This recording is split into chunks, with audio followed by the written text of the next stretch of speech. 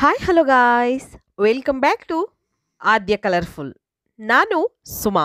Friends, ಇವತ್ತಿನ ವಿಡಿಯೋದಲ್ಲಿ ತುಂಬನೇ ಈಸಿಯಾಗಿ ಟೇಸ್ಟಿಯಾಗಿ ಮಾಡುವಂತಹ ಒಂದು ಸ್ವೀಟ್ ರೆಸಿಪಿನ ನಿಮ್ಮ ಜೊತೆ ಶೇರ್ ಮಾಡ್ಕೊಳ್ತಾ ಇದ್ದೀನಿ. ಒಬ್ಬಟ್ಟು ಪಾಯಸ ತಿಂದು ಬೇಜಾರಾಗಿದ್ದರೆ ಒಂದು ದಿನ ಈ ಸ್ವೀಟನ್ನು ತಯಾರಿಸಿ ತಿಂದರೆ ಯಾವಾಗಲೂ ಕೂಡ ಇದನ್ನೇ ಮಾಡಿ ತಿನ್ನುತ್ತೀರಾ. ಅಷ್ಟು ಟೇಸ್ಟಿಯಾಗಿರುವಂಥ ಒಂದು ಈಸಿಯಾಗಿರುವಂಥ ರೆಸಿಪಿಯನ್ನು ನಿಮ್ಮ ಜೊತೆ ಶೇರ್ ಮಾಡ್ಕೊಳ್ತಾ ಇದ್ದೀನಿ. ಸೊ ಈ ಒಂದು ಸ್ವೀಟ್ ತಯಾರಿಸೋದಕ್ಕೆ ಮೊದಲನೇದಾಗಿ ಒಂದು ಮಿಕ್ಸಿಂಗ್ ಬೌಲ್ ತೊಗೊಂಡಿದ್ದೀನಿ. ಇದಕ್ಕೆ 1 ಕಪ್ ಆಗುವಷ್ಟು ನಾನು ಮೈದಾ ಹಿಟ್ಟನ್ನು ಹಾಕ್ಕೊಳ್ತಾ ಇದ್ದೀನಿ. ಮೈದಾ ಹಿಟ್ಟು ಅಥವಾ ಗೋಧಿ ಹಿಟ್ಟು ಯಾವುದನ್ನು ಬೇಕಿದ್ರೂ ಉಪಯೋಗಿಸ್ಬೋದು. ನಂತರ ಒಂದೇ 1 ಸ್ಪೂನ್ ಆಗುವಷ್ಟು ಚಿರೋಟಿ ರವಾನ ಹಾಕ್ಕೊಳ್ತಾ ಇದ್ದೀನಿ. ಫ್ರೆಂಡ್ಸ್, ಖಂಡಿತವಾಗ್ಲೂ ತುಂಬಾ ಟೇಸ್ಟಿಯಾಗಿ ಆಗುತ್ತೆ ಈ ಒಂದು ಸ್ವೀಟು. ನಿಮಗೆ ಯಾವಾಗಲೂ ಮನೆಯಲ್ಲಿ ಒಬ್ಬಟ್ಟಾಗಲಿ, ಹೋಳಿಗೆ ಆಗಲಿ ಅಥವಾ ಪಾಯಸ ಆಗಲಿ ಈ ಥರದ್ದು ಮಾಡ್ತಾನೆ ಇರ್ತೀರ.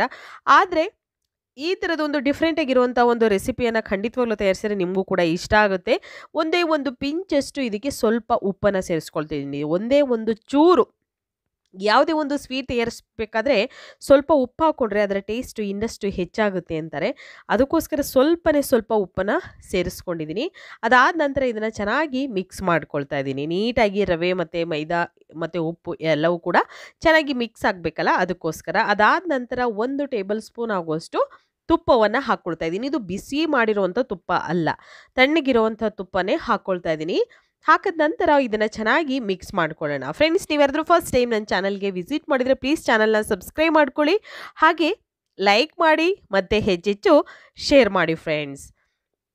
ಈಗ ಮಿಕ್ಸ್ ಮಾಡ್ಕೊಳ್ಳೋಣ ನೀಟಾಗಿ. ಸೊ ನೋಡ್ತಾ ಇದ್ದೀರಲ್ಲ, ಈ ರೀತಿಯಾಗಿ ನಾನು ಮಿಕ್ಸ್ ಮಾಡ್ಕೊಂಡಿದ್ದೀನಿ. ಹಿಟ್ಟನ್ನು ಮಿಕ್ಸ್ ಆಗಿದೆ ಕರೆಕ್ಟಾಗಿ. ಇವಾಗ ಇದಕ್ಕೆ ಸ್ವಲ್ಪ ನೀರನ್ನು ಹಾಕ್ಕೊಳ್ಳೋಣ. ನೀರನ್ನು ಹಾಕಿ ಹಿಟ್ಟನ್ನು ಕಲಿಸ್ಕೊಳ್ಳೋಣ. ನಾವು ಯಾವಾಗಲೂ ಕೂಡ ಚಪಾತಿಗೆ ಹೇಗೆ ಕಲಿಸ್ಕೊಳ್ತೀವೋ ಅದೇ ಥರ ಹಿಟ್ಟನ್ನು ಕಲಿಸ್ಕೊಳ್ಬೇಕು. ನಾವು ಒಬ್ಬಟ್ಟಿಗೆ ಕಲಿಸೋ ರೀತಿ ಹಿಟ್ಟನ್ನು ಕಲಿಸ್ಕೋಬಾರ್ದು. ನೋಡಿ, ಇವಾಗ ನಾನು ನೀರು ಸ್ವಲ್ಪನೇ ಹಾಕ್ಕೊಳ್ತೀನಿ. ಒಂದೇ ಸಲ ನೀರು ಹಾಕ್ಕೊಳ್ಳೋಕೆ ಹೋಗಬೇಡಿ ಫ್ರೆಂಡ್ಸ್. ಯಾಕೆಂದರೆ ಹಿಟ್ಟು ತೆಳ್ಳಗಾಗ್ಬಿಡುತ್ತೆ. ತೆಳ್ಳಗಾದರೆ ನಮಗೆ ಈ ಒಂದು ರೆಸಿಪಿ ಪರ್ಫೆಕ್ಟಾಗಿ ಬರೋದಿಲ್ಲ. ಅದಕ್ಕೋಸ್ಕರ ಏನು ಮಾಡಬೇಕು, ಸ್ವಲ್ಪನೇ ನೀರನ್ನು ಹಾಕ್ಕೊಳ್ಬೇಕಾಗುತ್ತೆ, ಸ್ವಲ್ಪನೇ. ಈಗ ಅದಕ್ಕೆ ಮತ್ತೆ ಸ್ವಲ್ಪ ನೀರನ್ನು ಹಾಕ್ಕೊಂಡು ಹಿಟ್ಟನ್ನು ಕಲಿಸ್ಕೊಳ್ತಾ ಇದ್ದೀನಿ. ನೋಡಿ, ಈ ರೀತಿ ಟೈಟಾಗಿ ಹಿಟ್ಟಿರಬೇಕು ನಮಗೆ. ಜಾಸ್ತಿ ತೆಳ್ಳಗೆ ನಾವು ಒಬ್ಬಟ್ಟು ಅಥವಾ ಹೋಳಿಗೆ ಮಾಡಬೇಕಾದ್ರೆ ಹಿಟ್ಟು ಕಲಿಸ್ಕೊಳ್ತೀವಲ್ಲ, ಆ ರೀತಿ ಹಿಟ್ಟಿಗೆ ನಮಗೆ ಬೇಕಾಗೋದಿಲ್ಲ ಇದಕ್ಕೆ.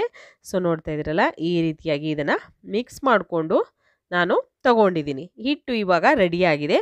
ಇದಕ್ಕೆ ಸ್ವಲ್ಪ ಎಣ್ಣೆಯನ್ನು ಗ್ರೀಸ್ ಮಾಡ್ಕೊಳ್ಳೋಣ. ಎಣ್ಣೆ ಗ್ರೀಸ್ ಮಾಡಿದ ನಂತರ ಇದಕ್ಕೆ ನಾನು ಒಂದು ಪ್ಲೇಟನ್ನು ಮುಚ್ಚಿ ಒಂದು 10 ನಿಮಿಷ ಇದನ್ನು ರೆಸ್ಟಿಗೆ ಇಡ್ತೀನಿ. ಓಕೆ, ಸೊ ಈಗ ಆಗಿದೆ. ಒಂದು 10 ನಿಮಿಷ ಇದನ್ನು ಬಿಟ್ಬಿಡೋಣ. ಅದಾದ ನಂತರ ಇಲ್ಲಿ ಒಣ ಕೊಬ್ಬರಿಯನ್ನು ತೊಗೊಂಡಿದ್ದೀನಿ. ನೋಡ್ತಾ ಇದ್ದೀರಲ್ಲ, ಫ್ರೆಶ್ ಆಗಿರೋಂಥ ಒಣ ಕೊಬ್ಬರಿಯನ್ನು ತೊಗೊಂಡಿದ್ದೀನಿ. ಸೊ ಒಣ ಕೊಬ್ಬರಿಯನ್ನು ನಾವು ಏನು ಮಾಡಬೇಕು, ಖಂಡಿತವಾಗ್ಲೂ ಈ ಒಂದು ರೆಸಿಪಿಗೆ ತುಂಬಾ ಒಂದು ಮೇನ್ ಇಂಗ್ರೀಡಿಯೆಂಟ್ಸ್ ಅಂತ ಅಂದರೆ ತಪ್ಪಾಗಲ್ಲ. ಖಂಡಿತ ಒಣ ಕೊಬ್ಬರಿಯಿಂದ ಮಾಡ್ತಿರೋವಂಥ ಒಂದು ಸ್ವೀಟ್ ಇದು. ಖಂಡಿತವಾಗ್ಲೂ ನೀವು ಒಂದ್ಸಲ ಇದನ್ನು ತಯಾರಿಸಿ ಬೇಕಿದ್ರೆ ಸ್ಟೋರ್ ಮಾಡಿ ಕೂಡ ಇಡ್ಬೋದು ಫ್ರೆಂಡ್ಸ್. ಸುಮಾರು 10 ರಿಂದ 15 ದಿನದವರೆಗೂ ಕೂಡ ಸ್ಟೋರ್ ಮಾಡಿ ಇಡುವಂಥ ಒಂದು ರುಚಿಯಾಗಿರುವಂಥ ಒಂದು ರೆಸಿಪಿ. ಈಗ ನೋಡಿ, ಇಲ್ಲಿ 1 ಕಪ್ ಸಕ್ಕರೆಯನ್ನು ಒಂದು ಪ್ಯಾನಿಗೆ ಹಾಕ್ಕೊಂಡಿದ್ದೀನಿ. ನಂತರ ಅದೇ ಕಪ್ಪಿನ ಅಳತೆಯಲ್ಲಿ 1.5 ಕಪ್ ಆಗುವಷ್ಟು ನೀರನ್ನು ಹಾಕ್ಕೊಳ್ತಾ ಇದ್ದೀನಿ. ನೋಡಿ, ಇದಕ್ಕೆ 1.5 ಕಪ್ ನೀರು ಹಾಕ್ಕೊಳ್ಳೋಣ. ಹಾಗೆ ಇವಾಗ ಇದನ್ನು ಜಸ್ಟ್ ಸಕ್ಕರೆಯನ್ನು ಕರಗೋದಕ್ಕೆ ಬಿಡ್ತಾ ಇದ್ದೀನಿ ಮೊದಲಿಗೆ. ಈಗ ಚೆನ್ನಾಗಿ ಮಿಕ್ಸ್ ಮಾಡ್ಕೊಳ್ಳೋಣ. ಸ್ಟವ್ನ ಹೈ ಫ್ಲೇಮ್ ಮಾಡೋದು ಬೇಡ, ಲೋ ಫ್ಲೇಮಲ್ಲೇ ನಾವು ಸಕ್ಕರೆಯನ್ನು ಕರಗಿಸ್ಕೊಳ್ಳೋಣ. ಈ ರೀತಿಯಾಗಿ ಸಕ್ಕರೆ ನಮಗೆ ರೆಡಿಯಾದರೆ ಸಾಕು. ನಮಗೆ ಪಾಕ ಅಥವಾ ಒಂದೆಳೆ ಪಾಕ ಬೇಡ, ನಮಗೆ ಒಂದೆಳೆ ಅಥವಾ 2 ಎಳೆ ಪಾಕ ಬೇಡ. ಜಸ್ಟ್ ಸಕ್ಕರೆ ಕರಗಬೇಕು. ಕರಗದ ನಂತರ ಇದನ್ನು ನಾವು ಸ್ವಲ್ಪ 1-2 ನಿಮಿಷದವರೆಗೂ ಹಾಗೆ ಇದನ್ನು ಕುದಿಸ್ಕೊಂಡ್ರೆ ನಮಗೆ ಜಸ್ಟ್ ಅಂಟು ಪಾಕ ರೆಡಿ ಆಗುತ್ತೆ. ಅಷ್ಟಿದ್ರೆ ಸಾಕು, ಒಂದೆಳೆ ಪಾಕ ಬೇಡ ನಮಗೆ. ಈಗ ಇದಾಗಿದೆ, ಇದನ್ನು ಒಂದು ಕಡೆ ತೆಗೆದಿಟ್ಕೊಳ್ಳೋಣ. ಅದಾದ ನಂತರ ಒಂದು ಪ್ಯಾನ್ ತೊಗೊಂಡಿದ್ದೀನಿ. ಇದಕ್ಕೆ 1 ಟೇಬಲ್ ಸ್ಪೂನ್ ಆಗುವಷ್ಟು ನಾನಿಲ್ಲಿ ತುಪ್ಪವನ್ನು ಹಾಕ್ಕೊಳ್ತಾ ಇದ್ದೀನಿ. ನೋಡಿ, ತುಪ್ಪ ಹಾಕ್ಕೊಳ್ತಾ ಇದ್ದೀನಿ. ತುಪ್ಪ ಹಾಕಿದ್ರೆ ಯಾವುದೇ ಸ್ವೀಟ್ ಮಾಡೋದ್ರಾಗಲೂ ಅಷ್ಟೇ, ತುಪ್ಪ ಹಾಕಿದ್ರೆ ಅದರ ಟೇಸ್ಟ್ ಇನ್ನಷ್ಟು ಹೆಚ್ಚಾಗುತ್ತೆ. ಖಂಡಿತವಾಗ್ಲೂ ಇದು ಒಂದು ಟೇಸ್ಟಿ ನ್ಯೂ ಸ್ವೀಟ್ ರೆಸಿಪಿ ಅಂತಲೇ ಹೇಳ್ಬೋದು. ತುಂಬಾ ಟೇಸ್ಟಿಯಾಗಿರುತ್ತೆ ಫ್ರೆಂಡ್ಸ್. ಈಗ ತುಪ್ಪ ಕರಗಲಿ. ಅದಾದ ನಂತರ ಇನ್ನೊಂದು ಪ್ಯಾನ್ ತೊಗೊಂಡಿದ್ದೀನಿ. ಇದಕ್ಕೆ ನಾನು ಒಂದು ಅರ್ಧ ಕಪ್ ಆಗುವಷ್ಟು ಕಡಲೆ ಬೀಜವನ್ನು ಹಾಕ್ಕೊಳ್ತಾ ಇದ್ದೀನಿ. ಕಡಲೆ ಬೀಜವನ್ನು ಇದನ್ನು ನಾವು ರೋಸ್ಟ್ ಮಾಡ್ಕೋಬೇಕಾಗುತ್ತೆ, ಹುರಿಬೇಕಾಗುತ್ತೆ. ಸೊ ಇದನ್ನು ನಾವು ಕೂಡ ಒಂದು ಸ್ಟವಲ್ಲಿ ಒಂದು ಕಡೆ ಇಟ್ಕೊಳ್ಳೋಣ. ಅದಾದ ನಂತರ ಈಗ ಕೊಬ್ಬರಿಯನ್ನು ನಾನು ಕಟ್ ಮಾಡಿ ತಗೊಳ್ತೀನಿ. ಸೊ ಕೊಬ್ಬರಿಯನ್ನು ಮೇಲ್ಗಡೆ ಅದು ಕಪ್ಪಿನ ಅಂಶ ಇರುತ್ತಲ್ಲ ಅದನ್ನೆಲ್ಲ ಚೆನ್ನಾಗಿ ನಾನು ಅದನ್ನು ಕ್ಲೀನ್ ಮಾಡಿಕೊಂಡು ಅದಾದ ನಂತರ ಈ ರೀತಿ ಸಣ್ಣದಾಗಿ ಕೊಬ್ಬರಿಯನ್ನು ಕಟ್ ಮಾಡಿ ತಗೊಂಡಿದ್ದೀನಿ. ನೋಡ್ತಾ ಇದ್ದೀರಲ್ಲ, ಈ ರೀತಿಯಾಗಿ ತಗೋಬೇಕು. ಸೊ ಸಣ್ಣದಾಗಿ ಕಟ್ ಮಾಡಿ ತಗೊಂಡಿದ್ದೀನಿ. ಬೇಕು ಅಂದರೆ ನೀವು ಕೊಬ್ಬರಿ ತುರಿಯೋದ್ರಲ್ಲಿ ಹಾಗೆ ತುರ್ಕೋಬೋದು. ಸಣ್ಣಗೆ ಬೇಕು ಅಂತಂದರೆ ನಾವು ಒಂದ್ಸಲ ಇದನ್ನು ಜಾರ್ಗೆ ಹಾಕ್ಕೊಂಡು ಪೌಡರ್ ಮಾಡಿಕೊಂಡ್ರೆ ಸಾಕಾಗುತ್ತೆ. ಈಗ ಒಂದು ಮಿಕ್ಸಿ ಜಾರ್ ತೊಗೊಳ್ತಾ ಇದ್ದೀನಿ. ಇದಕ್ಕೆ ಕೊಬ್ಬರಿಯನ್ನು ಹಾಕ್ಕೊಂಡು ಪೌಡರ್ ಮಾಡ್ಕೊಂಬರೋಣ. ನೋಡಿ ಇವಾಗ ಪೌಡರ್ ಆಗಿದೆ. ಈ ರೀತಿಯಾಗಿ ಪೌಡರ್ ಆದರೆ ಸಾಕು. ಮೇಲ್ಗಡೆ ಕಪ್ಪು ಕಪ್ಪು ಇರುತ್ತೆ ಅಲ್ವಾ ನಮಗೆ ಕೊಬ್ಬರಿಯಲ್ಲಿ, ಅದು ಬೇಡ, ಅಷ್ಟು ಚೆನ್ನಾಗಿ ಕಾಣೋದಿಲ್ಲ. ಈ ನಿಮ್ಗೆ ಇಲ್ಲ ಟೈಮ್ ಇಲ್ಲ ನಮಗೆ ಅಷ್ಟೊಂದು ಅನ್ನೋದಾದರೆ ಖಂಡಿತ ಹಾಗೇ ಕಟ್ ಮಾಡಿ ಹಾಕ್ಕೊಳ್ಬೋದು. ಆದರೆ ವಿಡಿಯೋಗೆ ಅಷ್ಟು ಚೆನ್ನಾಗಿ ಬರೋದಿಲ್ಲ ಅಂತ ಹೇಳಿ ನಾನು ಮೇಲ್ಗಡೆ ಇದನ್ನೆಲ್ಲ ಕ್ಲೀನ್ ಮಾಡಿದ್ದೀನಿ. ಇವಾಗ ನಾವು ಈ ಪ್ಯಾನಿಗೆ ನಾವು ತುಪ್ಪ ಹಾಕಿರೋಂಥ ಪ್ಯಾನಿಗೆ ಇವಾಗ ನಾವಿಲ್ಲಿ ಬಾದಾಮಿ ಮತ್ತು ಗೋಡಂಬಿಯನ್ನು ಫ್ರೈ ಮಾಡ್ಕೊಳ್ಳೋಣ. ಸೊ ಡ್ರೈ ಫ್ರೂಟ್ಸ್ ನಿಮ್ಗೆ ಯಾವ್ದ್ಯಾವ್ದು ಇಷ್ಟ ಆಗುತ್ತೋ ಅವನ್ನೆಲ್ಲದನ್ನು ಕೂಡ ನೀವು ಹಾಕ್ಕೊಳ್ಬೋದು. ಈಗ ಬಾದಾಮಿ ಮತ್ತು ಗೋಡಂಬಿಯನ್ನು ಹಾಕ್ಕೊಂಡಿದ್ದೀನಿ. ಮತ್ತು ಸ್ವಲ್ಪ ಕಾಯಿ, ಒಂದು 2 ಪೀಸ್ 3 ಪೀಸ್ ಆಗುವಷ್ಟು ಕಾಯಿಯನ್ನು ನಾನು ಕಟ್ ಮಾಡಿ ಹಾಕ್ಕೊಂಡಿದ್ದೀನಿ. ಅದನ್ನು ತುಪ್ಪದಲ್ಲಿ ಫ್ರೈ ಮಾಡ್ಕೊಳ್ತಾ ಇದ್ದೀನಿ. ಅದಾದ ನಂತರ ದ್ರಾಕ್ಷಿ ಕೂಡ ಇದಕ್ಕೆ ಸೇರಿಸ್ಕೊಳ್ಳೋಣ. ಇವಾಗ ದ್ರಾಕ್ಷಿಯನ್ನು ಹಾಕ್ಕೊಳ್ತಾ ಇದ್ದೀನಿ. ಅದನ್ನು ಕೂಡ ಫ್ರೈ ಮಾಡ್ಕೊಳ್ತೀನಿ. ಹೀಗೆ ತುಪ್ಪದಲ್ಲಿ ನಾವು ಫ್ರೈ ಮಾಡ್ಕೊಂಡ ನಂತರ ಇದನ್ನು ತೆಗೆದಿಟ್ಕೊಳ್ಳೋಣ. ಅದಾದ ನಂತರ ಇರೋವಂಥ ತುಪ್ಪಕ್ಕೆ ಇವಾಗ ನಾವು ಕೊಬ್ಬರಿ ಪೌಡರ್ನ ಹಾಕ್ಕೊಳ್ಳೋಣ. ಕೊಬ್ಬರಿಯನ್ನು ನಾವು ಪೌಡರ್ ಮಾಡ್ಕೊಂಡಿದ್ದೀವಲ್ಲ ಅದನ್ನು ಹಾಕ್ಕೊಂಡು ಈಗ ಚೆನ್ನಾಗಿ ಮಿಕ್ಸ್ ಮಾಡ್ಕೊಳ್ಳೋಣ. ಈ ರೀತಿಯಾಗಿ ನೀಟಾಗಿ ಮಿಕ್ಸ್ ಆದರೆ ನೋಡಿ, ಈ ರೀತಿಯಾಗಿ ಮಿಕ್ಸ್ ಮಾಡ್ಕೋಬೇಕು. ತುಂಬ ಈಸಿಯಾಗಿ ಮಾಡ್ಕೊಳ್ಳುವಂಥ ಒಂದು ರೆಸಿಪಿ. ಸೊ ಇದನ್ನು ಚೆನ್ನಾಗಿ ರೋಸ್ಟ್ ಮಾಡಿ ನಾನು ತುಪ್ಪದಲ್ಲೇ ಇದನ್ನು ರೋಸ್ಟ್ ಮಾಡ್ಕೊಳ್ತಾ ಇದ್ದೀನಿ. ನೋಡ್ತಾ ಇದ್ದೀರಲ್ಲ, ಈ ರೀತಿಯಾಗಿ ಕಲರ್ ಚೇಂಜ್ ಆಗಬೇಕು. ಆದರೆ ಸ್ಟವ್ ಹೈ ಫ್ಲೇಮಲ್ಲಿ ಇರಬಾರ್ದು, ಲೋ ಫ್ಲೇಮಲ್ಲೇ ಇರಬೇಕು. ಚೆನ್ನಾಗಿ ಮಿಕ್ಸ್ ಮಾಡ್ಕೊಳ್ಳೋಣ ಇದನ್ನು. ಹೀಗೆ ಇದನ್ನು ಚೆನ್ನಾಗಿ ಮಿಕ್ಸ್ ಮಾಡಿಕೊಂಡ್ರೆ ಕಲರ್ ಆವಾಗ ಚೇಂಜ್ ಆಗ್ತಾ ಬರುತ್ತೆ. ಸೊ ಈಗ ಕಲರ್ ಚೇಂಜ್ ಆಗ್ತಾ ಇದೆ ಅಂದಾಗ ಕರೆಕ್ಟಾಗಿ ಪರ್ಫೆಕ್ಟಾಗಿ ಕೊಬ್ಬರಿ ಫ್ರೈ ಆಗಿದೆ ಅಂತ. ಸೊ ಇವಾಗ ಇದಕ್ಕೆ ಬೆಲ್ಲವನ್ನು ಸೇರಿಸ್ಕೊಳ್ತಾ ಇದ್ದೀನಿ. ಒಂದು 1/4 ಕಪ್ ಆಗೋಷ್ಟು ಬೆಲ್ಲ ಹಾಕ್ಕೊಂಡಿದ್ದೀನಿ. ನಾನು ಸಕ್ಕರೆ ಪ್ರಮಾಣ ಜಾಸ್ತಿ ಇರೋದ್ರಿಂದ ಬೆಲ್ಲವನ್ನು ಕಮ್ಮಿ ಮಾಡಿದ್ದೀನಿ. ಇಲ್ಲ ಅನ್ನೋದಾದರೆ ನೀವು ಸಕ್ಕರೆ ಒಂದು ಅರ್ಧ ಕಪ್ ಹಾಕ್ಕೊಂಡ್ರೆ, ಇಲ್ಲಿ ಬೆಲ್ಲ ಒಂದು ಅರ್ಧ ಕಪ್ ಹಾಕ್ಕೊಂಡ್ರೆ ಅಲ್ಲಿಗೆ ನಿಮಗೆ ಸ್ವೀಟು ಪರ್ಫೆಕ್ಟಾಗಿ ಬರುತ್ತೆ. ಓಕೆ, ಈಗ ಬೆಲ್ಲ ಹಾಕಿದ ನಂತರ ಚೆನ್ನಾಗಿ ಮಿಕ್ಸ್ ಮಾಡ್ಕೊಂಡಿದ್ದೀನಿ. ಒಂದು 2 ಸ್ಪೂನ್ ಆಗುವಷ್ಟು ನೀರನ್ನು ಹಾಕ್ಕೊಳ್ತಾ ಇದ್ದೀನಿ. ನೋಡಿ, ನೀರು ಹಾಕ್ಕೊಂಡು ಚೆನ್ನಾಗಿ ಮಿಕ್ಸ್ ಮಾಡ್ಕೊಳ್ಳೋಣ. ಈ ರೀತಿಯಾಗಿ ನಾನು ಮಿಕ್ಸ್ ಮಾಡ್ಕೊಂಡು ಬಂದಿದ್ದೀನಿ. ಸೊ ಈಗ ಮಿಕ್ಸ್ ಆಗಿರೋವಂಥದ್ದಕ್ಕೆ ನಾವು ಏಲಕ್ಕಿ ಪೌಡರ್ ಕೂಡ ಹಾಕ್ಕೊಳ್ತಾ ಇದ್ದೀವಿ. ಒಂದು ಅರ್ಧ ಸ್ಪೂನ್ ಆಗುವಷ್ಟು ಏಲಕ್ಕಿ ಪೌಡರ್ ಹಾಕಿದ ನಂತರ ಫ್ರೈ ಮಾಡಿರೋವಂಥ ಬಾದಾಮಿಯನ್ನು ಹಾಕ್ಕೊಳ್ತಾ ಇದ್ದೀನಿ. ಬಾದಾಮಿ ಮತ್ತು ಗೋಡಂಬಿಯನ್ನು ಕೂಡ ನಾನು ಕಟ್ ಮಾಡಿ ಹಾಕ್ಕೊಳ್ತಾ ಇದ್ದೀನಿ. ಹಾಗೆ ದ್ರಾಕ್ಷಿ ಹಾಕ್ಕೊಳ್ತೀನಿ. ಮತ್ತು ಕಾಯಿಯನ್ನು ಕೂಡ, ಕೊಬ್ಬರಿಯನ್ನು ಕೂಡ ನಾವು ಕಟ್ ಮಾಡ್ಕೊಂಡಿದ್ದೀವಿ, ಅದು ಸಣ್ಣದಾಗಿ ಕಟ್ ಮಾಡಿ ಮತ್ತೆ ಹಾಕ್ಕೊಂಡಿದ್ದೀನಿ. ಓಕೆ, ಇಷ್ಟನ್ನು ಹಾಕಿದ ನಂತರ ಚೆನ್ನಾಗಿ ಇದನ್ನು ಮಿಕ್ಸ್ ಮಾಡ್ಕೋಬೇಕು. ದ್ರಾಕ್ಷಿ ಕೂಡ ಹಾಕ್ಕೊಳ್ತಾ ಇದ್ದೀನಿ.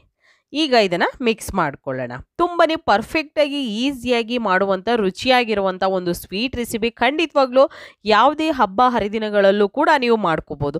ಅದಾದ ನಂತರ ಕಡಲೆ ಬೀಜವನ್ನು ಹುರಿದು ನಾನು ಅದರ ಸಿಪ್ಪೆಯನ್ನೆಲ್ಲ ಕ್ಲೀನ್ ಮಾಡಿ ಅದಾದ ನಂತರ ಸಣ್ಣದಾಗಿ ಅದನ್ನು ಕಟ್ ಮಾಡಿ ಕೂಡ ಹಾಕ್ಕೊಂಡಿದ್ದೀನಿ. ಸುಮಾರು ಒಂದು 2 ಸ್ಪೂನ್ ಆಗುವಷ್ಟು, 2ರಿಂದ 3 ಸ್ಪೂನ್ ಆಗುವಷ್ಟು ಕಡಲೆ ಬೀಜವನ್ನು ಕೂಡ ಹಾಕ್ಕೊಂಡಿದ್ದೀನಿ ಫ್ರೆಂಡ್ಸ್.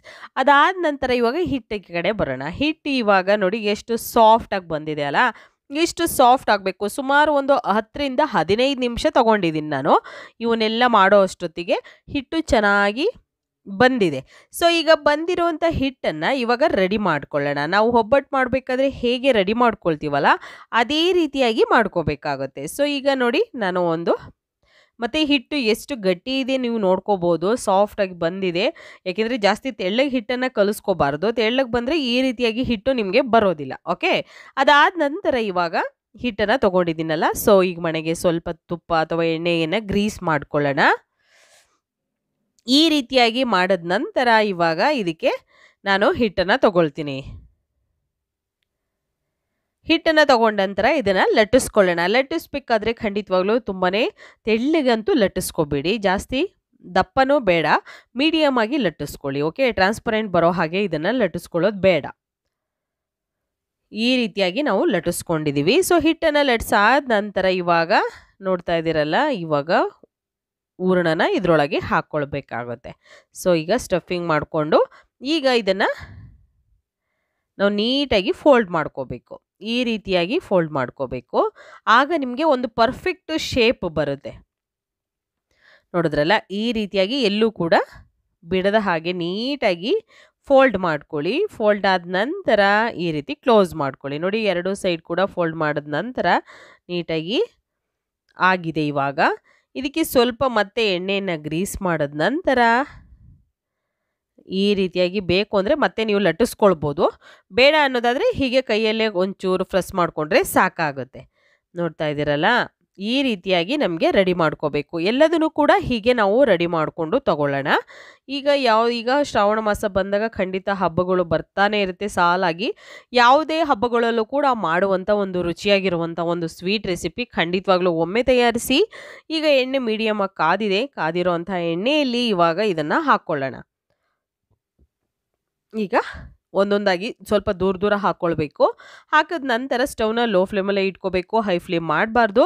ನಿಧಾನವಾಗಿ 1-2 ಸೆಕೆಂಡ್ ಆದ ನಂತರ ನಿಧಾನವಾಗಿ ಕಲರ್ ಚೇಂಜ್ ಆಗ್ತಿದೆ ಅಂದಾಗ ಮಾತ್ರ ಟರ್ನ್ ಮಾಡಬೇಕು. ಇಲ್ಲ ಅಂತಂದರೆ ಮುಟ್ಟಕ್ಕೆ ಹೋಗಬೇಡಿ ಸ್ವಲ್ಪ ಹೊತ್ತು. ನೋಡಿ, ಈ ರೀತಿಯಾಗಿ ಎಲ್ಲದನ್ನು ಕೂಡ ಟರ್ನ್ ಮಾಡಿ ಎರಡೂ ಸೈಡ್ ಕೂಡ ನಾನು ಒಂದು 2-3 ಸಲ ನಾನು ಫ್ರೈ ಮಾಡ್ಕೊಂಡಿದ್ದೀನಿ. ಕಲರ್ ಸ್ವಲ್ಪ ಚೇಂಜ್ ಆಗ್ತಾ ಇರಬೇಕು, ಆವಾಗ ನಮಗೆ ಪರ್ಫೆಕ್ಟಾಗಿ ಬಂದಿದೆ ಅಂತ. ಸೊ ಈಗ ಆಗಿದೆ, ನೋಡ್ಬೋದು ನೀವು, ಈ ರೀತಿಯಾಗಿ ಆಗಿದೆ. ಆಗಿರೋ ಅಂಥದ್ದನ್ನು ನಾವು ಒಂದು ಪ್ಲೇಟಿಗೆ ತೆಗೆದಿಟ್ಕೊಳ್ಳೋಣ. ನೋಡಿ, ಈಗ ಇದು ಕೂಡ ಆಗಿದೆ. ಹೀಗೆ ಇದನ್ನು ಕೂಡ ನಾನು ತೆಗೆದಿಟ್ಕೊಳ್ತೀನಿ. ಸೊ ಇದು ಕೂಡ ಆಗಿದೆ. ಇವಾಗ ನಾವು ಇದನ್ನು ಹಾಕಬೇಕಾದ್ರೆ ಪಾಕ ಸ್ವಲ್ಪನಾದರೂ ಬಿಸಿ ಇರಬೇಕು ಫ್ರೆಂಡ್ಸ್. ನೋಡಿ, ಸ್ವಲ್ಪನಾದರೂ ಬಿಸಿ ಇರಬೇಕು. ನಾನು ಅವಾಗಿನೂ ಮತ್ತೆ ಬಿಸಿ ಮಾಡಿಕೊಂಡಿದ್ದೆ.